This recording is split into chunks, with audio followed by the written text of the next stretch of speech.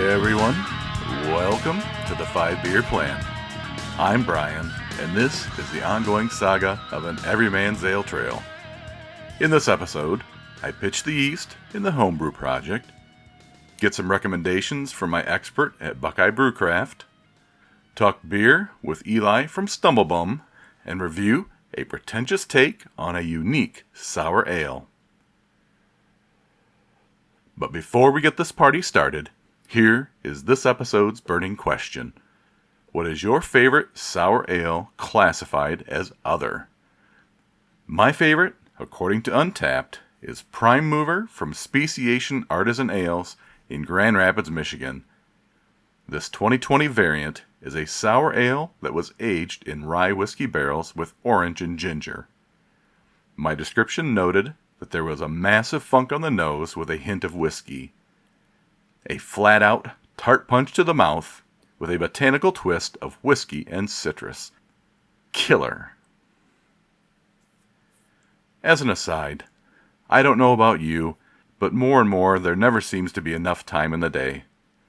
The last couple of months, I've been trying to keep all my plates spinning, but the podcast seems to be the last thing on the list to get checked off.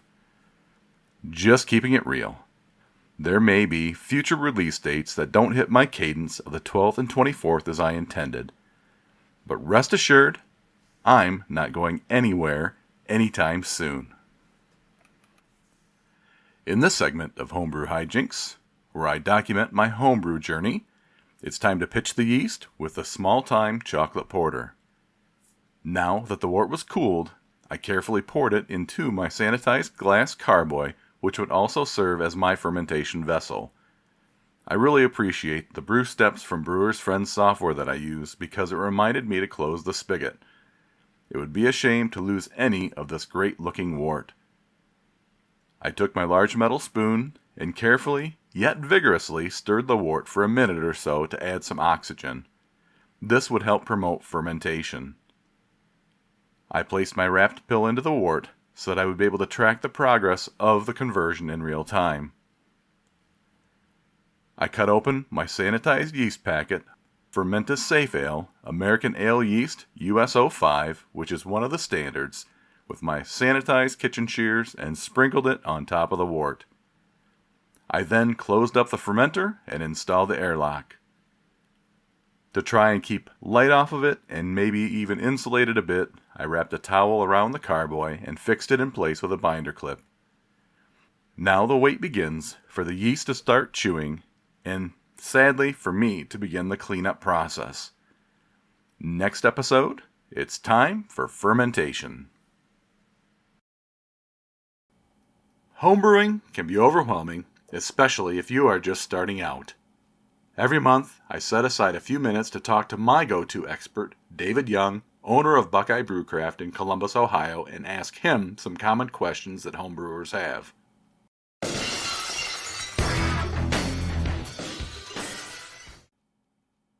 Last fall, I entered my first homebrew competition at our local county fair. It was a little bit intimidating, filling out the entry form, deciding on a style. I know you've hosted some competitions there at the store, and I know you also have judged competitions as well.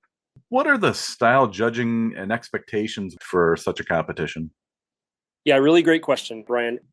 Beer judging is a look at a beer or a style critically, right? So the most important thing to remember is that what you're brewing could be really, really good, but from a critical standpoint, may miss the marks in some ways. From the rip here, I want to be very, very clear in that the fact that a beer may score low, differently, whatever, does not mean it's a bad beer. Now, it could be a bad beer with a low score, which will be notated by the judge, but it does not mean you've made something bad. It may mean that you have miscategorized it. It may mean that you've added a fruit flavor that isn't typical, that's causing some sort of other issue down the road from a tasting perspective. So again, all up front, I will never, ever, ever follow the belief that a low beer score necessarily means bad beer. That said, there is a sheet that everyone that enters homebrew competition should know and take a look at called the BJCP judging form. You can find it all over the internet from the BJCP. It's a free resource. It will help you understand that critical thinking from a beer judging standpoint that is broken down into 4 major categories, leading with an overall impression. Now, those 4 categories break down into bottle packaging, aroma, flavor, mouthfeel, and again, overall impression. Each one of those major sections, kind of like an outline when you're writing your essays for school, has subsections with different callouts that have numerical point ranges that you assign. Most judges will work, in my experience, from top to bottom on that sheet, although it's not required. But essentially, there will be a number developed by that individual out of 50 with different weighted segments based off of their quote unquote importance, with flavor, mouthfeel, and aroma being really, really big, heavy weighted parts of that. So the things that you should look for when you are thinking critically about your beer is A, make sure that what you're brewing fits into the style that you are declaring. There are a lot of styles from the BJCP. We've talked about this previously. Check out the BJCP online, know the styles, and know where your beer is going to fit. Secondly, the way to ruin any judge's experience, in my opinion, is giving them a poorly packaged beer. So make sure that your carbonation meets what it's supposed to represent for the style, and make sure that you are able to get your bottles or whatever you're packaging in as cleaned and sanitized as possible, because a lot of spoilage happens in transit. And I don't think a lot of people think about that, but if it's something you're nailing away, it's a big one. Thirdly, keep your beer under temperature control as much as possible. Again, it's out of your hands once it's in transit, but you can do everything possible to get it there in the best way. Actually, Brian, you sent me a couple beers to try, which I'm sure led to this segment. And you did there you go. He's got a beer score sheet in front of him. You did a killer job packaging that beer, both the beer itself in the bottle, but also as it made it to us. Thank you. It could not be done better than that, with the tape around the top, the FedEx mailer envelopes in each bag. It was perfect. I think I reused that box to send some stuff back to you, actually. So taking care of those things will go a long way. Any kind of insulation that you can give, both from a physical standpoint and for the temperature standpoint, you're better off. And then lastly, just make sure that you follow the process that's going to lead to a good beer. I'm a proponent for sending anything. Don't get this whole paralysis effect built into your brewing where you never think it's going to be good enough. Send it out there and get the feedback, because it's going to be really hard to get better if you don't have critical feedback. However, just enjoy your beer. If you want to make beer and you enjoy it, the people surrounding you enjoying it, and you love your life doing it, don't let any score sheet tell you otherwise. Brian, I think with one of the score sheets you got, I think we scored them pretty critically. I was crushed. Yeah, pretty unfavorably. But we always have to say that when people bring beers in, we're like, listen, this doesn't mean we didn't like it. It just means that for the category, for the characteristics, this is present when it shouldn't be, or this isn't present when it should be. So just be on the lookout for those things. And very often there's an obvious point you can avoid, or an obvious thing that you can avoid to make the beer better the next time around, again, critically speaking. If you have a question that you'd like answered, reach out to me at 5beerplan@frontier.com and put Ask the Expert in the subject line. Also, if you are ever in need of homebrew supplies with great customer service, expert answers, and high-quality supplies, please check out Buckeye Brewcraft. You can find them on the web at buckeyebrewcraft.com, and tell them that you heard about them on the podcast. Now, it's time for Barstool Banter. In this episode, I hop off the crummy as I finish up my conversation with Eli from Stumblebum Brewing. What a great conversation. Eli is humble and generous. We chat about events at the brewery, the food offerings they intentionally curate, his philosophy on beer and branding, and even special releases at the brewery. If you have a chance to make your way out to Troy, Michigan, be sure to leave time to enjoy the journey. You won't be disappointed. So do you have like a core rotation of beers that you offer, or are they constantly changing? What I usually tell people who ask that in the tap room, this young, there is no usual. Okay. We're still sort of bringing out new stuff all the time. We have settled on 2 beers that'll be around all the time. The Strata IPA, which is a nice all Strata West Coast IPA, nice and dry. Yeah, nice clean bitterness. And then the Vienna Lager, which is popular all the time. But then, once about October, November last year, it was the top seller. Other than that, we, sort of take a step back from our tap list and say, okay, what does it look like at any given point in time? Yeah. We only have 3 taps that we're willing to have hoppy stuff on. That should be enough for the IPA people. We're always going to have some sort of North American easy drinking lager. We're always going to have a nice German lager. We will have some sort of hoppier German, like a German Pilsner. We might have a Czech Pilsner, something that's a little bit hoppier. You got to have a hefty beer like an Abbey Ale or something like that. We have 2 sours. One of them will be fruited. So sort of having an idea of what that looks like. So the American lager runs out, we replace it with a Mexican lager. So maybe that American lager was your favorite thing and you come in, we don't have that, but we do have something very close and it's just as good. So people usually are happy. Everybody can find something that they want to drink there. And because Chris is so good at what he does, you can't make a bad decision. And I've seen breweries maybe focus more on having a variety of styles as opposed to having like those flagships, because that gives your brewer also some freedom to say, well, hey, we're going to have 3 IPAs on. I can play around in that 3 IPAs in whatever way I want to do. So, for example, when I was there back in May, I had the Nectarone NEIPA. Yep. Freaking amazing. I love Nectarone hops anyway, but it was a solid hazy beer. And then the Czech Pilsner also is pretty darn amazing. We got a Czech Dark coming up, so we'll have 2 of those Luker faucets going. Nice. Yeah. Ooh, when is that coming out? Well, it's on the board for the upcoming beers, which means it's in the tank. Okay. Somewhere. I feel like that's going to be in a week or 2. Okay. I'm a sucker for a good Czech Dark beer. There's just something, I don't know, the smokiness, the coffee-ish. I mean, it's just smooth. It's just such a nice beer. It's like a warm hug. I don't think I've ever had a Czech Dark out of a side pull faucet before. So I'm looking forward to that. Yeah, that'll be interesting. Did we have our nitro up and running when you were there? I can't tell you if we had like he found an old vintage recipe for Boddingtons, and so he was riffing on that, and we put that on. Okay. Yeah, that on nitro. That's our first nitro pour. So we got a few things. Awesome. A few things going that you haven't had. And the other thing I like as well is that you're really leaning into the true German styles of beer. You've got some North American beers, and I'm sure you probably have some flavors that are out of the ordinary. And we'll put some weird stuff in a stout, but we don't want to get too weird with it. The chai stout, we didn't put marshmallow fluff in anywhere. I think we're all in agreement that we don't want to go that far. But we did a mocha porter when we first came out. The chai stout replaced that. I think we're talking about Mexican chocolate stout. Ooh, nice. That's been thrown out there as a replacement for the chai. All right.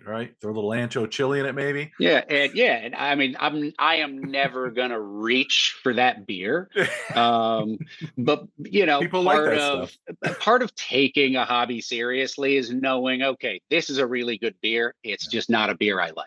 And I think it's really hard also because I'm sure you have your styles of beer that you really gravitate toward. I think as an owner, do not say, I just want lagers, because that's what I just want lagers on the menu. That's all I want on here. But you aren't going to sell as many beers that way. You need to think about your audience, so to speak, and what people are going to want. Have you brewed before? I have. I was a home brewer for 8 or 9 years, maybe 10. I lost track. I actually worked before I started this. I lost my job in 2020 and I got hired at the local homebrew shop, Cadillac Straits. Oh, nice. I love Cadillac Straits too. I was working there for 3.5 years. I mean, at this point, I think it's the only one in Southeast Michigan. Someone said there's one in Lansing. The local homebrew shop is a dying breed, but they have one of the best ones I've ever been in. Based on your experience, what would you advise somebody that's just getting into homebrewing? I would very much encourage people, make something that is simple. Definitely start with extract, where anything you did wrong is not going to be hidden. And making a great beer is not your task at the start. Your only job is to make wort, have a good fermentation, and get something that tastes like beer and has alcohol in it. That's the only goal. If you do that and you like it, then we can start talking about how you make good beer. Yeah. Just follow the instructions, easy peasy. In the current market, it's really important to try to draw people in. I know you have food there. You already talked about your charcuterie board and the pairings. I love that. I'm going to do that next time I come in. Oh, please do. Yeah. What other kind of special events and things do you do to bring people into the brewery? We do trivia every month. I know a lot of places do every week or twice a month. We've partnered with the local library. They've done trivia before and they lost their venue. It was a sports bar. I don't know why they decided they didn't want to have them around anymore, but they had stopped that program for a while. My wife was friends with the librarian there. And so I was like, yeah, whatever you want to do. It's their event. We host them. There are some times of year when we're not at capacity, but more often than not, the library packs that place, Nice. which I don't know if any of the paid services, I'm sure if you do it right and have enough of a fan base, you can do that. But the library is super consistent. If the nonprofit can make it that night, we welcome them to bring a team. And if they can take donations on site, we'll do a raffle. Oh, nice. I Yeah. give away an annual membership most months. So it's a nice way to raise some extra money. People Yeah. really like it. Walk away with a free hat or a free drink. It's like, yeah. They host their summer graphic novel club there. I had a customer who's really into euchre, so we're trying to get First Friday euchre night going, which is a slow roll, but we're treating it very informally. Just come as you are, have a team or don't have a team. We'll figure it out.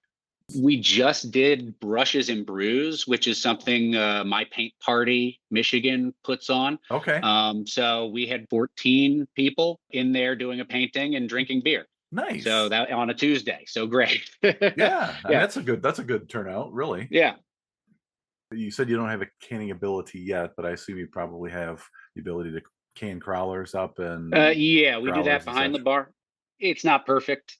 We've done a couple sensory analysis stuff in terms of like what's the actual shelf life of a hazy IPA Yeah. or West Coast.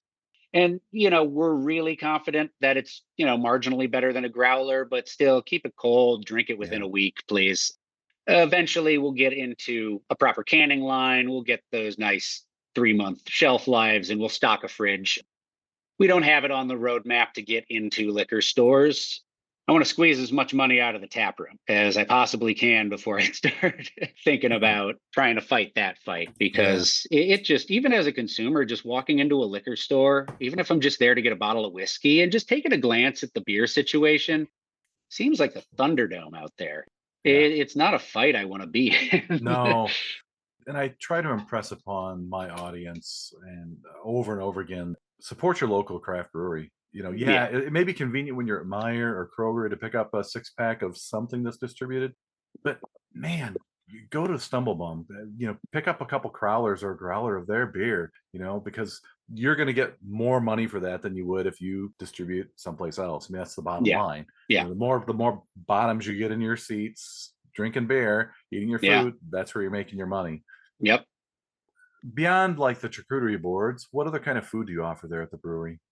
French fry flights are actually the big popular item. People Okay. are starting to wake up on the cheese boards, which I'm happy about. But my wife and her friend were like, French fry flights. You get seasoning and dip combinations, and then you can choose 3. The Parmesan garlic seasoning with the truffle garlic mayo is a really popular one. It's called furikake. It's a sesame seed seaweed Okay, yeah. seasoning. We'll put that on fries, and it comes with a cucumber wasabi ranch. That came to me in a dream. I love that one. It is the sleeper hit, though. It's not super popular, but everyone who's like, I'm going to try it, loves it. Very cool. What kind of new and exciting releases do you have coming up this fall? The Czech Dark Lager I mentioned, so Mhm. we're happy about that. We'll get another Luker side pull for it, and then Chris is calling it a super farmhouse. He said it'll be just under 10%, but he let that ferment in the mid 80s. It looked like it might have gotten up to, and it's going to be the 3rd limited bottle release. Oh, nice. So every quarter we try to put out a 60 bottle run. And one of our bartenders, he's a really good artist. So he puts together unique labels. He put together a little like framework for a label and switches up the color palette and the iconography, and we'll find a matching wax for it. We reserve those for like, it doesn't really fit our MO of making really good textbook beers, but we'll make it. Chai Stout went into a bottle. The Abbey Ale went into a bottle. This will go into a bottle. So yeah, excited about that. That's in the tank. Everything else right now is a little bit nebulous. He hasn't made the next grain order, so we're still in discussion for those next 5 beers. All right. But we got a nice porter coming out. That's also in the tank, and I think those are the only 3 right now that are ripping and running. So with those limited releases, do you just sell those at the tap room only? Yeah, just in the tap room. Okay. And we'll give our mug club, we call it the Boxcar Club. We'll give Fun. them, an early release window, and it's a limit 2 per customer. So once they're gone, they're gone. The way we do things, we don't even really know if we're going to make that beer again. If people really love the Chai Stout, maybe in a year we'll bring it out again, but it might just be the sort of thing that, might not see. We say we don't know when they'll be back in town. I love the branding. I think Kyle's the bartender, does some of the artwork. He came up with the Vagabond series. And so all his labels now that he makes have this like seal on them. Again, you got to tie that stuff in together. I mean, it makes it memorable, and people will come back like, "Oh yeah, I remember this is like the hobo." brewery, And I think that my entire team, we're all on board for that brand, and I think that the people that I have now are just happy to be sort of in a place where it's new, and I enjoy being collaborative and empowering and letting people just do their job. So I think that between the staff, it's like we all got ideas and it's collaborative. I was talked out of naming all the beers by my staff. And so we don't have names for our beers. We just call them what they are. Okay. I had to give up a little bit of creativity, but I name all the sandwiches, all the paninis after celebrities, Okay. or right. fictional characters. What's your favorite name so far that you've put out with your sandwiches? Oh man, I think right now the Javier Bardem makes me laugh because it's a Spanish Serrano ham with manchego and a roasted red pepper spread. And my wife has a huge crush on Javier Bardem. So when I just Googled Spanish celebrities, I was like, Javier Bardem was like 3rd on the list. I'm like, oh, well, there it is. But we've had the Louis Prima, we've had the Sofia Petrillo, the Liam Neeson was popular during March. That was a corned beef and coleslaw. That's fun. What is your favorite style of beer then, Eli? Right now, I'm all about lagers. I love a good Japanese rice lager. Okay. I've been finding out that Sriracha Ace is a polarizing hop, which I wasn't aware of. Have you made beers with the Sriracha Ace? Yeah, and as I understand it, Sapporo owns the rights to Sriracha Ace. It's like a Japanese hop. Really? Okay. As I understand it, I'm sure someone will sound off in the comments if I'm wrong. So that to me is like, that's the taste of sushi night. That Sriracha Ace hop. So also, as I understand it, the Japanese rice lager style is a bit more open than that. But if you're going to make a Japanese inspired beer, use the Japanese hop. Right. You can add some other hops too. There's no rule against that. I mean, I don't think we have the equipment necessary to do an effective cereal mash of rice, but that's the only other way I could think of to feel like, oh, this is Japanese. We're doing the rice the right way. Yeah. We're not cutting corners with flaked rice. But yeah, otherwise, I'm just I feel like that's what Japan gave to brewing world. So I'll have to look that one up. I've heard of it, but I guess I've never really dug into the style. Brooklyn Brewery, which was my favorite when I was living in New York, they have a Saison with Sriracha Ace. All right. And they call it Sriracha Ace. It is real good. Okay. All right. So our time's almost up here, but one last fun question for you. If you were a beer, what style would you be and why? All right. So my wife and I came up with Kolsch because it is complexity and refinement in a straightforward and easygoing package. And I loved it because that was kind of where I attached myself with the whole hobo thing, is the idea that Stumblebum is a guy with really good taste and a really sort of refined palate and personality, but you wouldn't know by looking at him. That's fantastic. I like that a lot. I like So that a yeah, lot. she was like, "Isn't like Kolsch's are really clean and easy, but they're really hard to make?" And I'm like, "You're right. A lot of stuff could go wrong when you're making a very clean, easy drinking beer." Yeah, for sure. And Awesome. people who like Kolsch are really picky. You know what? Kolsch is one of those beers that lately, I'd say in the past 6 to 8 months, I've really, like, if I go someplace and there's a Kolsch on tap, I'm like, I want to try it. So That it's a style I really if I'm at like. a new place and they have a Kolsch, that'll always be the first thing I grab because you can't hide. Exactly. And if they Exactly. don't, it's something that's again just a lager or something that's should be right down the middle. And let's see what you got. Well, I really appreciate your time. I can't wait to get it back there again. As I said, I'm going to have the cheese and the curated flight to go with next time. Best of luck to you moving on here from the rest of the summer here and what seems to be the hottest summer in the history. Yeah. I can't even recall. It's cooled off a little bit. The humidity subsided, but I can't recall a long stretch like that without any sort of break. It's But been brutal. the good thing is that people want to drink beer when it's hot. So Oh yeah, they cheers. do. Cheers. Well, thanks again, Eli. Good to talk to you. Thanks so Hey, good to much. talk to you. Thank All you right. so much for your time. Last call. It's nearly time to wrap things up, but first, one more for the road. This episode, I'm drinking Percolator from Pretentious Barrel House in Columbus, Ohio. From the brewer. Formerly magnanimous with coffee, thanks to Jason at Thunderkiss Coffee, this beer has new life under its own name. We selected 5 different roasts to hit our favorite coffee notes. Light and fruity to sweet and chocolatey. Dark sour barrels, skewed toward oak and sweetness, were chosen to help balance the roast of the coffee. Aged 25 months. Without further delay,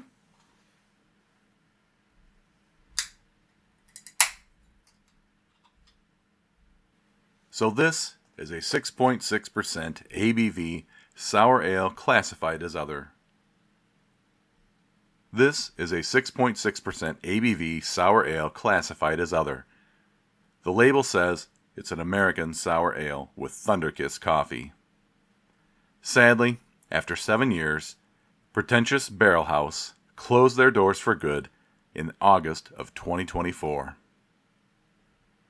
So because this is a pretentious kind of beer, I poured this into a little mini snifter glass that came from North High Brewing, also located in the greater Columbus area. So the beer poured a dark brown color. It's not clear at all, you can't see through it. It had a nice white fluffy head that was very effervescent to begin with. When I cracked the top on the beer, I did get this rush of coffee aroma that came out of the can. Even now, when I take a sniff of the beer here in the glass, I really get the aroma of fresh ground coffee notes. I'm intrigued. So, first sip impression. Oh! I've mentioned before, I really enjoy it when a brewery kind of makes your mind twist a little bit and think that you're going to enjoy something that really is not what you're drinking. I remember the first time that I ever had a coffee blonde. That was one of those moments where mind was blown. This is another one of those moments. As I'm getting ready to drink this, I'm getting the coffee aroma that's coming into my nasal passages, but then as soon as this beer hits the tongue, it is just a massive tart explosion in your mouth. It's zippy, got nice effervescence there, which I would expect from this kind of a beer. But again, it's got that really great sourness that just really is trying to make my mouth pucker up and close.